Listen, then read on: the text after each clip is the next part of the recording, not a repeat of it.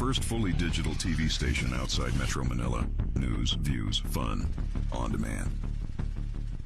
Now streaming live.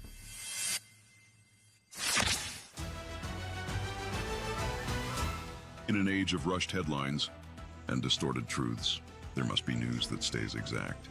No color, no bias, no spin. This is news straight to the point. Fast, fair, on the dot. And now here is Anadel Sabas de la Riarte.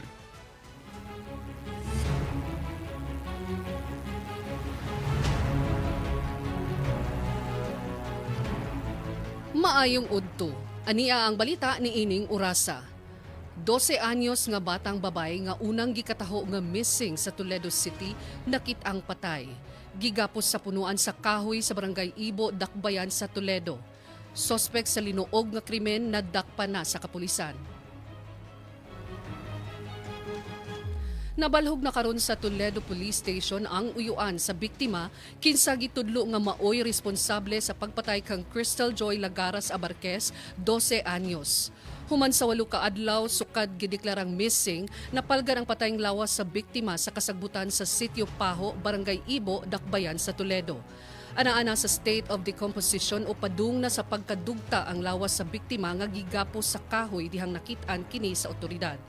Giingon nga nag-text pa ang suspect ni atong Pebrero 12 sa buntag ngadto sa inahan sa bata aron di kini magduda kaniya.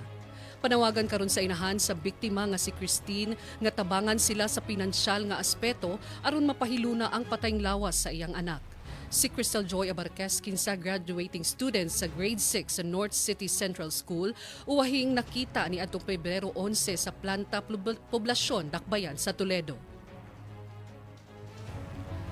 Maukadto ang balita sa alas 12 at ang iyang dugang mga balita karong alas 2 sa hapon. Kini si Anadel de la Riarte o kini ang Balita on the Dot.